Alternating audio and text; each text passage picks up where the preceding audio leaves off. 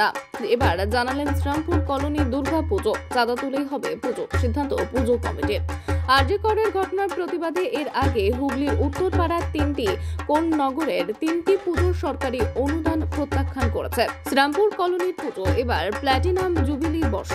সদস্যরা মিটিং করে সিদ্ধান্ত নেন আরজি করের ঘটনার প্রতিবাদে তারা পুজোর অনুদানের 1000 টাকা নেবেন না।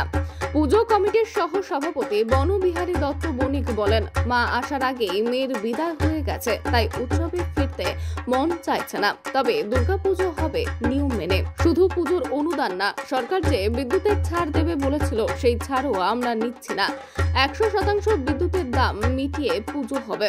এলাকার মানুষ খুশি হয়ে বেশি করে চাঁদা দিচ্ছে। আমরা চাই চিকিৎসকের ধর্ষক ও খুনিদের বিচার। পুজো কমিটির সম্পাদক তপন ঘোষ বলেন, আরজি করের ঘটনা আমাদের ভীষণভাবে বিচলিত করে। পুজোর সঙ্গে যুক্ত সবাই একটি সভা ডাকতে বলে। সেই সভায় 90% সদস্য পুজোর অনুদানের সঙ্গে বিদ্যুৎ বিলের যে ছাড়ের কথা বলা হয়েছে সরকারের পক্ষ থেকে সেটাও নেবেন না বলে জানিয়ে দেন। তাই আমরা এবারের পুজোর অনুদান নিচ্ছি না, বিদ্যুতের বিলেরও ছাড়ও আমরা প্রত্যাখ্যান করেছি। কেন আপনার প্রায় অনুদান নিচ্ছেন না, কি জন্য? তাহলে প্রথমে বলে রাখা ভালো, আমরা শ্রীরামপুর কলোনি সার্বজনীন দুর্গোৎসব কমিটির পক্ষ থেকে জানাতে চাই, আমরা অন্যান্য বছর এই অনুদান গ্রহণ করে থাকি, কিন্তু এবছর আমরা এই অনুদান গ্রহণে অপারগ। যেহেতু কন্যাসম তিলোত্তমা কর্তব্যরত অবস্থায় চিকিৎসক, নার্স ধর্ষণ এবং চিকিৎসক এবং ছাত্রী ধর্ষণ এবং যেভাবে নৃশংসভাবে খুন হলেন তা আমাদের ভীষণভাবে বিচলিত করে তোলে। আমাদের কমিটির সদস্যরা একটা দাবি তোলে যে একটা সভা ডাকার, সেই সভায় আমরা সবাই মিলে মিলিতভাবে একটা সিদ্ধান্তে উপনীত হই এবং 90% সদস্যই এই অনুদান গ্রহণ করতে রাজি হয় না। তারা বলে এই অনুদান গ্রহণ করা যাবে না। এর পাশাপাশি বিএফটি সদস্য এও দাবি করে যে এবার বিদ্যুতের ভর্তুকিও নেওয়া যাবে না। আমরা তাই দুটো ভর্তুকি আমরা এবার গ্রহণ করছি। প্রায় 85,000 টাকা, অনেকটাই টাকা, সেখানে পুজো করতেও তো অনেকটা অসুবিধা হবে। হ্যাঁ, সে অসুবিধা হবে, কিন্তু আমরা দরকার হলে সেইখানে বাজেট কিছুটা কাটছাঁট করবো, কিন্তু আমরা এবার এই অনুদানটা গ্রহণ করতে পারবো না। এর আগে তো নিয়েছেন? হ্যাঁ, আমি প্রথমেই বললাম যে আমরা এর আগে গ্রহণ করেছি, কিন্তু এবছর আমরা অপারগ। এরপরে কি তাহলে নেবেন নাকি? সেটা তো ভবিষ্যৎ বলবে, এখনই আমরা এই সিদ্ধান্ত কীভাবে জানাতে পারি। গত 30 তারিখ তো আবার শুনানি আছে, সেক্ষেত্রে কি আপনার মতামত বদল হতে পারে নাকি? না, যে সিদ্ধান্ত হয়ে গেছে সেই সিদ্ধান্ত ওই অত তাড়াতাড়ি আর বদল করা সম্ভব না। এবারে পুজোর আপনাদের থিম কি এখানকার? আমাদের থিম কিছু নেই, আমাদের যেহেতু 75 বছরের পুজো, সেহেতু আমরা সবাই মিলে চেষ্টা করছি একটা সুষ্ঠুভাবে সুন্দরভাবে একটা পুজোকে রাখতে। সেই জিনিসকে আমরা থিম বলে কিছু করিনি, একটা মন্দিরের আদলে পুজো প্যান্ডেলটা তৈরি হচ্ছে, মণ্ডপটা। আপনার নামটা? আমার নাম তপন ঘোষ। আপনি এখানকার সেক্রেটারি? আমি এখানকার সেক্রেটারি।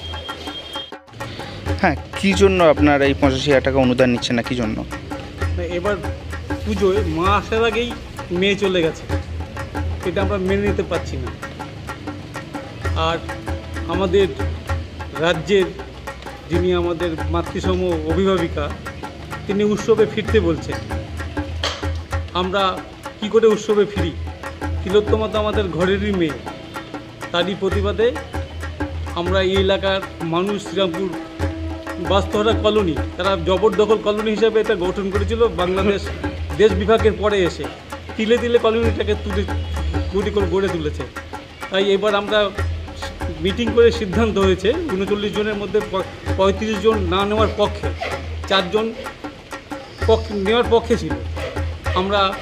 এটাকে আমরা প্রত্যাখ্যান করছি এবং আমরা পুজো করবো আচার মেনে এবং তিলোত্তমার খুনি ও ধর্ষকদের বিচার চাই। যেমনটা দেখা যাচ্ছে এটা খুব একটা বিগ বাজেটের পুজো তেমনও নয়, সেক্ষেত্রে তো আর্থিক সমস্যার সম্মুখীন হতে পারে আপনাদের এই 85,000 টাকা না নেওয়ার জন্য। হ্যাঁ, 85,000 টাকা না দেওয়ার জন্য আর্থিক সমস্যার সমাধান হবে। যেমন আমরা যখন মানুষের কাছে যাচ্ছি এই কথাটা যখন বলছি, যে 100 টাকা দিত সে কিন্তু 200-150 করে টাকা বাড়িয়ে দিচ্ছে এবং সাধুবাদ জানাচ্ছে আমাদের। মানুষ এটাকে গ্রহণ করছে। হ্যাঁ, ওটা স্বেচ্ছায় গ্রহণ করেছে এবং সাধুবাদ জানাচ্ছে। এর সময় কি বিদ্যুতের যে বিলে যে কাটছাট করা হয়েছে, আমরা 75% এটা এবার নেওয়ার কথা, মানে নেবে না বলেছিল পুজো কমিটি থেকে, আমরা সেই 75% আমরা গ্রহণ করে 100% বিল পেমেন্ট করব। প্রতিদিন 10 কিলোওয়াট হিসাবে আমাদের পারমিশন করা হয়েছে এবং তার টোটাল বিল যেটা 9,608 টাকা আমরা সম্পূর্ণটাই পেমেন্ট করেছি। আপনার নামটা? আমার নাম বনবিহারী দত্তমণি, আমি এই পুজো কমিটির সহসভাপতি।